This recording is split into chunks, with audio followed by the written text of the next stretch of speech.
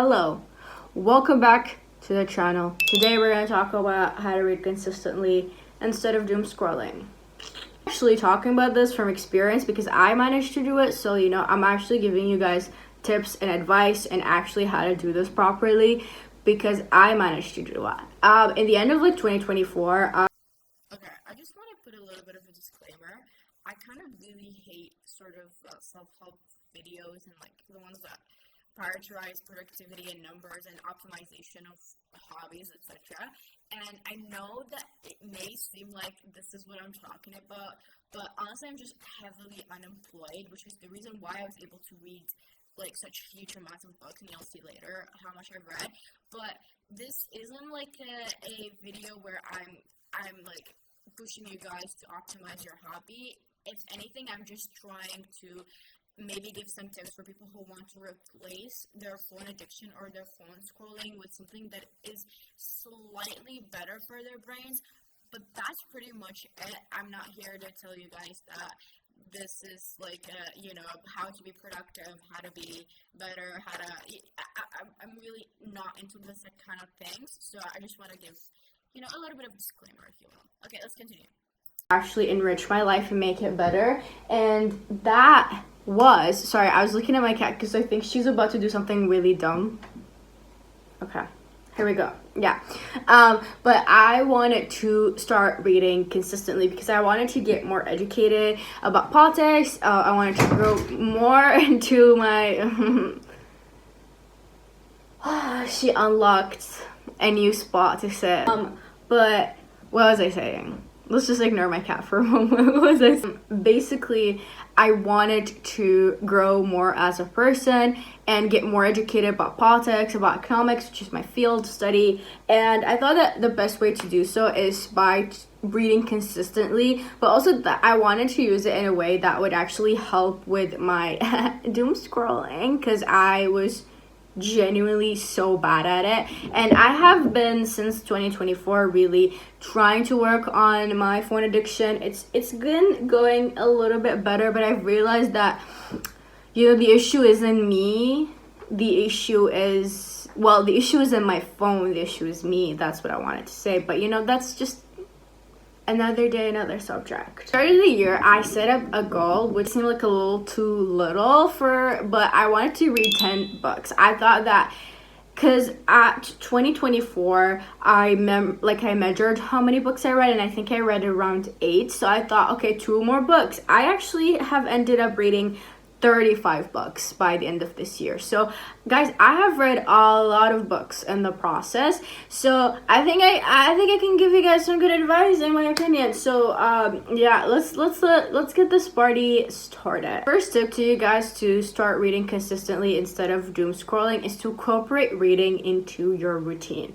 For me, I love my morning time. I love my morning. I like to go out. I like to sit on the balcony. I like to have my coffee, and I like to sit and have fun. But what I used to do is, during that time, what I would do is I would sit on my phone and I would scroll and scroll and scroll, and I would get anxious and I would get triggered because I read the news and I look at things that aren't necessarily good for me to look at it so early in the morning, and it would just ruin the rest of my day. I would lose all productivity. I would stop being productive. I would stop doing anything. And productive here, I hate the word usage of productive, but productive in a sense that I wasn't accomplishing anything because I would just get hooked on my phone and I would just scroll and scroll and scroll. And so I wanted to kind of change that, right? And the way I was able to do that is by switching that time in the morning that I already had. That time I already sat down and just, instead of going on my phone, I would just read.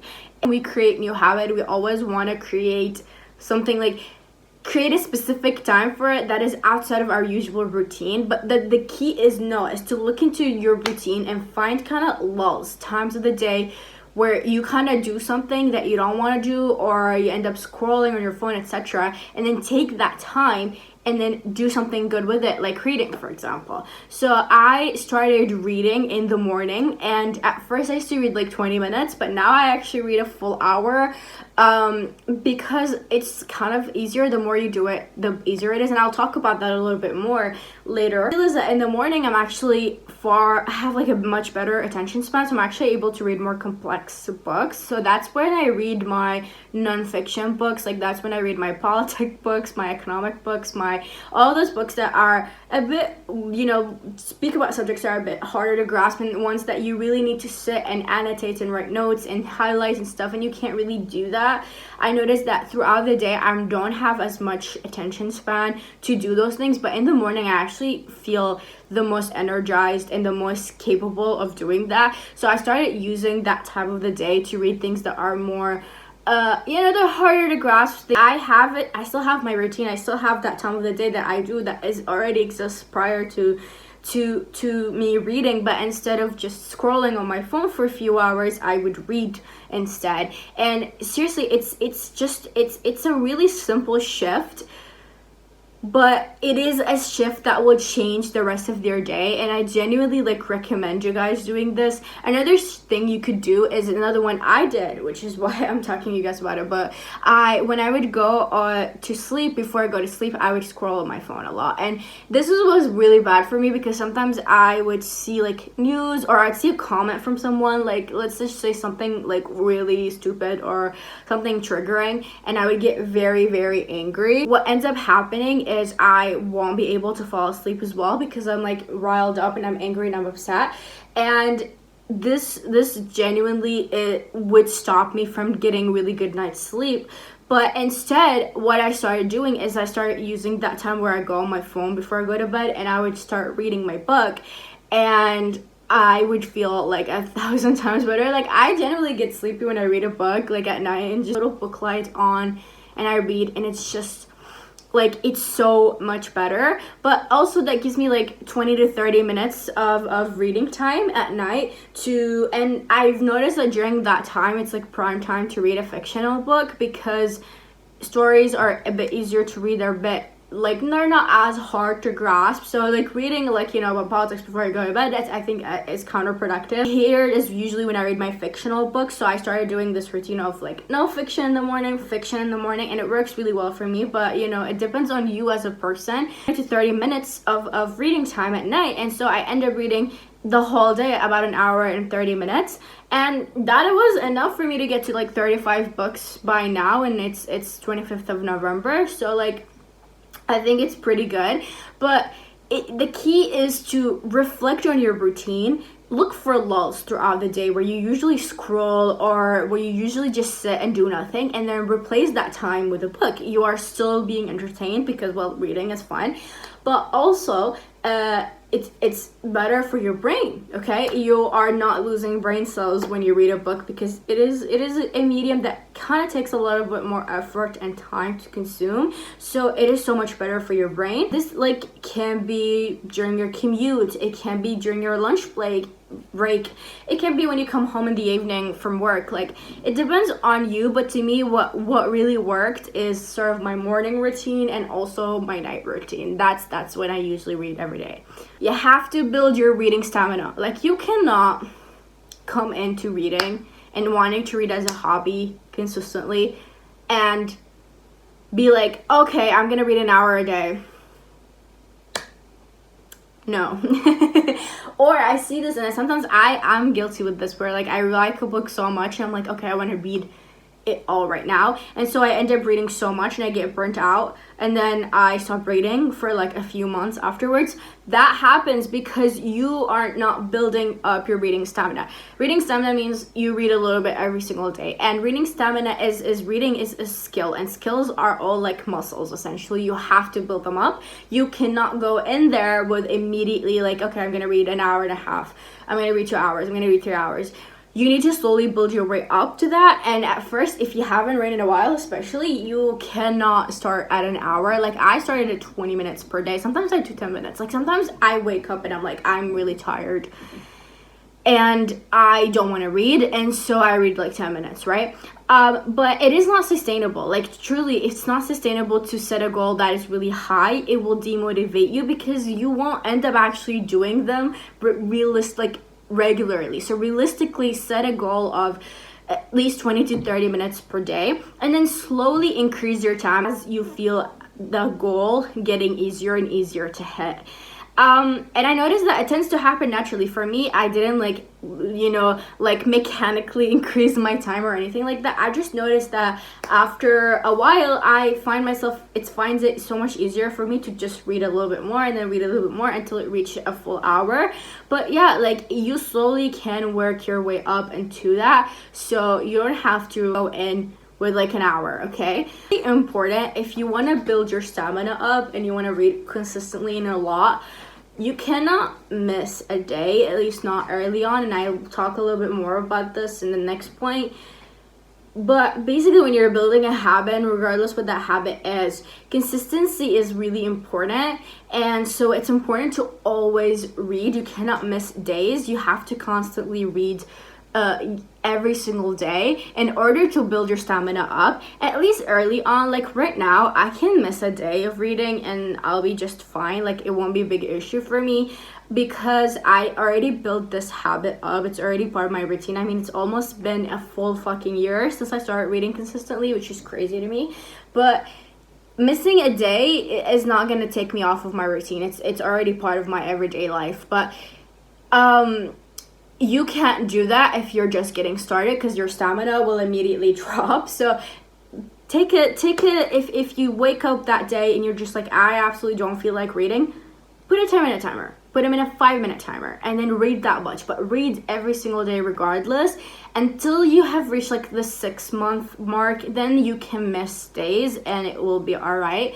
But right now, I rarely ever miss a day. Usually if like I have something on, usually in the time I read, like let's say I have to go out really early and I don't have time to sit in the morning and do my morning reading time, then like I would miss that day and I'll be fine. But I rarely ever, like if I have nothing else, I don't rarely ever wake up and I'm like, I don't feel like reading. Very rarely. And even when I do, I'm like, it's so embedded into my mind and so embedded into my routine that I'm like, okay, I'll just read a bit. And I end up reading so much more than I originally had planned in my head. If you've established that routine, it's okay to take a day off because your stamina is not gonna get hurt in the process.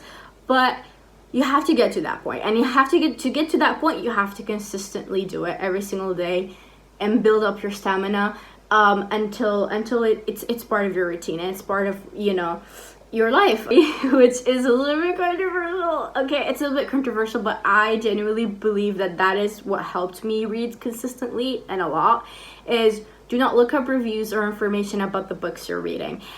I know this is a little bit hard, but when you read a book and you don't have any knowledge of that book, you don't have any preconceived notion of what it's look like, of how good is it, or anything, it makes reading so much easier and a lot more exciting. I feel like when I don't know anything about the book, I come in there with a lot of like, oh, what is this gonna be about? Oh my god, and I end up reading so many things that I never liked. Like I used to hate memoirs. I used to say that I hate memoirs, right? Like I will never read a memoir, and because of that, I never read memoirs. But then I saw this book called The Copenhagen Trilogy.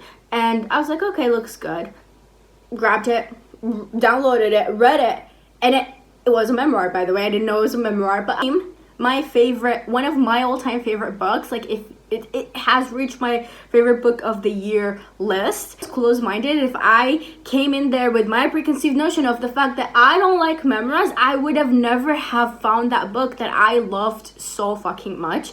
But that's, I think, what helps you read consistently is the excitement of knowing that there is something out there for you that you don't know exists, but is gonna be phenomenal, is gonna be so good. And if you come in there with a lot of knowledge of this book, like sometimes I would hear like someone say, oh my god, this book is absolutely phenomenal, and I'm like, okay, I'm gonna go read it, so I'm gonna love it. And then I go in and I just have so much expectations for it, and then I end up reading it and I realize, okay, that's not really that good, and I get upset and stuff. I end up enjoying books more and reading more when I don't know anything about the book in advance.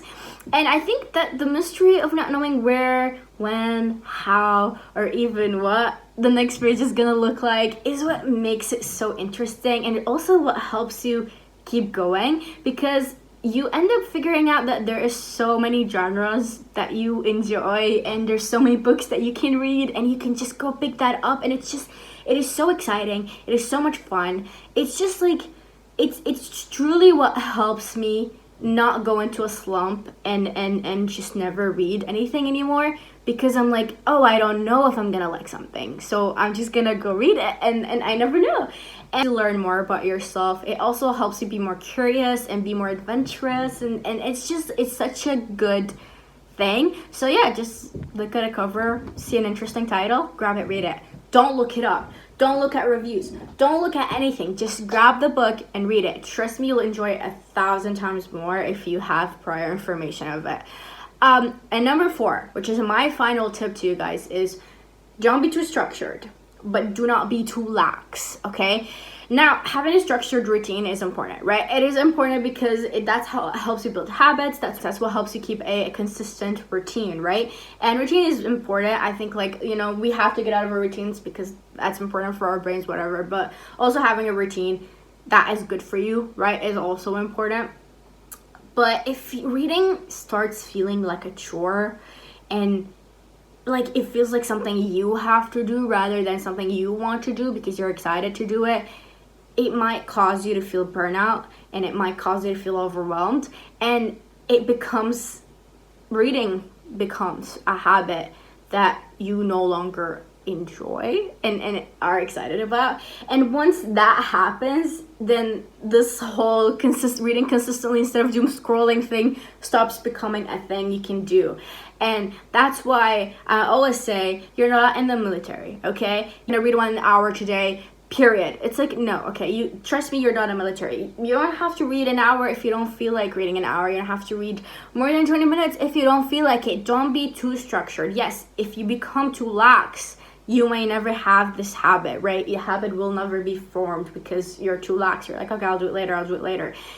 Being too lax is bad, but being too structured is just as bad as being too lax. You have to have a middle ground. This is just the case for habit building in general, not just reading. You have to find a middle ground where it's like, it's easy, and it also ensures that reading remains like a joyful experience, right? It's all about being normal. You know how they always say, be normal, guys. You just have to be normal. A middle ground in where you can, you know, you're not too lax, but you're not too structured, and it's generally an activity you enjoy. That's where you have to be, and that's where you should remain, okay? So that could look different. Like for me, it's like an hour in the morning, 30 minutes or 20 minutes at night.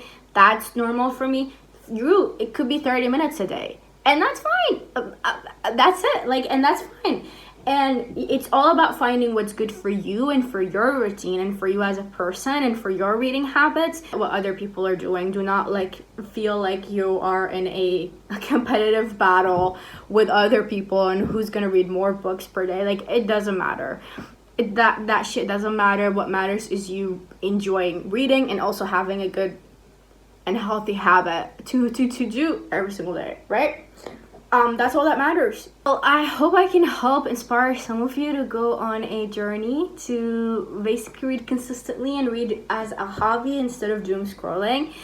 Reading has generally become some of my most cherished time per day. Like, every single day I wake up and I'm like, I'm gonna make my coffee, I'm gonna read my book, and I'm so excited. And it's like, it's the best thing ever. It's the best thing ever to have like a routine that you enjoy, and a habit that you enjoy doing, and a hobby that you love and you enjoy talking about, and you enjoy waking up to, and it doesn't feel like a chore. I just think it's so much fun. I hope that helps you guys read consistently, instead of just scrolling and endlessly on your phone, which again, like I said, I've discovered that the issue is not my phone.